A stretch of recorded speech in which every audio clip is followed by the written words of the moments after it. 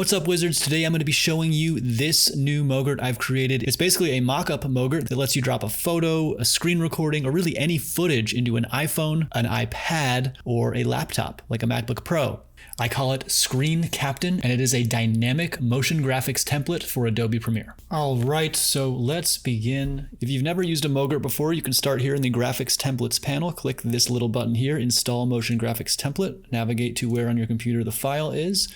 Enter, and it should pop up here. From there, it is a drag and drop. And then, as you can see, it pops up here. Now, I've brought in a screenshot from the website Gumroad. I took an extra long vertical screenshot here to make sure it will fit in our vertical format of the phone. What makes this template so cool and easy is that it is just a simple drag of your media into this placeholder box here, release, and there you go. Immediately drops in. Now, what is this red on the left and right? That is basically just a warning layer to show you that your media is not correctly formatted to fit the screen, which is, pretty self-evident. The way we can fix that is just by adjusting these scale properties here. Let's try upping 10%. Now we're going to need more than that. And we adjust until it fills up, maybe 92. 92 is good. And let's bring that back down so we can see the top logo. I was just making sure when I took the screenshot that it was very vertical, that it had lots of extra. Now I am going to actually bring it like that, because I want to be able to see that logo really clearly. So the first feature we will cover for this template is basically to correct for screenshots that don't perfectly fit the device dimensions by default. So I did make a tool here called in the screen background section that lets us account for that. So this is that setting I was telling you about. This is the red background warning layer. Default's red, but you can make it any color. And in this case, why don't we try the black of this banner here? And then right away, we are blended much, much better. Alternatively, there's an option called screen repeater. So I can check that on just to show you. Now, this doesn't seem to do anything off the bat, but what this does is create another instance of this screenshot that you can then scale up. So you can see it scaling up, and then you can blur it out, help it blend a little better. In some cases, this will be super useful. In this particular one, I think the black is better. So we'll just do that for the sake of example. Close that out. Now let's just go through the settings top to bottom. Device, I'll get to these later, but you can immediately flip to an iPad or a laptop. Device colors, these are all the Apple colors available to you. Space gray is the default, space black. You get the sort of outline around the phone that indicates the color of the device. Air blue, air purple, very subtle changes, but yellow, pink, these are a little more bold.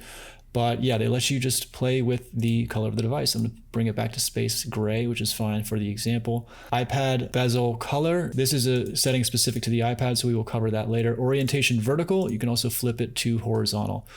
And as you can see, our media is not prioritized for horizontal, so we will not cover that in this tutorial, but you can see what that does. All right, animation. Now, this template is just basically a static image, which is totally cool, but with one click, we can click full screen animation, and we've immediately just zoomed in an enormous amount. But if we play it in the timeline, it becomes this animation of the iPhone dropping into the frame.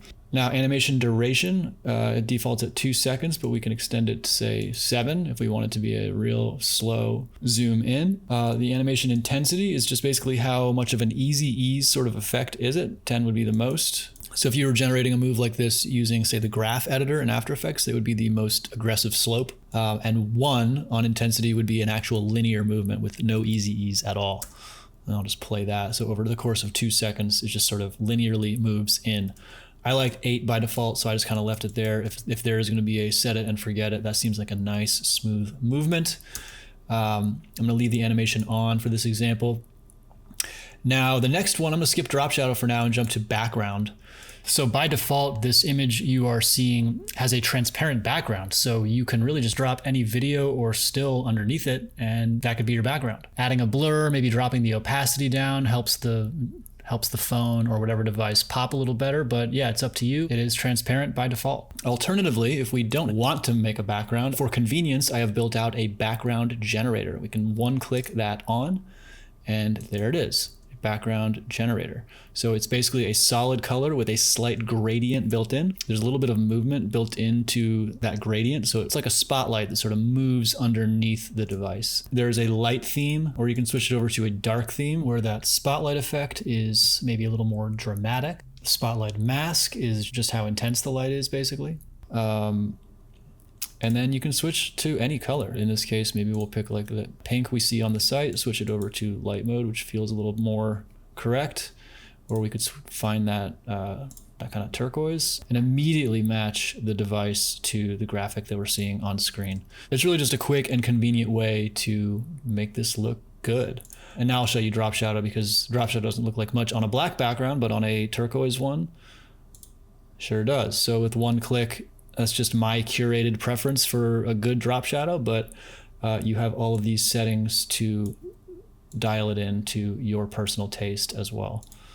So that generally covers it for the iPhone, but I will quickly demonstrate the coolest part of this MOGRT is that it's 3 devices in one. So I'll immediately switch it to iPad. We'll scale up our image here, bring that down. And then we've got an iPad look. And for this one, I will make it a laptop look. And I'm actually going to swap this graphic out. This is a vertically oriented graphic. It is not the right one for a laptop. So I will bring in this one up here, which is natively for laptop.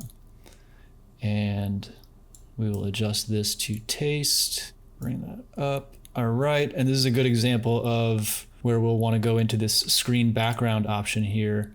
And I think maybe the black we had selected before is not serving us anymore. I'm gonna pick that one instead. That's a little better just quickly to my eye, and we'll use that because I just copied this instance of the MOGRT from the phone. We've still got our zoom and general effects baked in.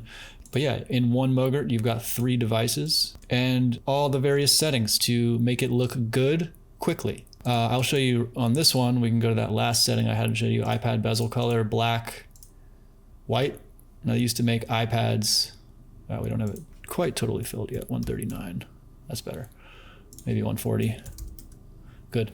They used to make iPads that were either white or black bezel. They don't do that anymore, but I figured I would add that setting because it might help whatever image you have on screen pop a little better. That does it for this video. If you're interested in checking out this template, you can go to videowizard.io. And if you have any questions, of course, drop them in the comments below. Thanks for checking this out, and I will see you on the next one.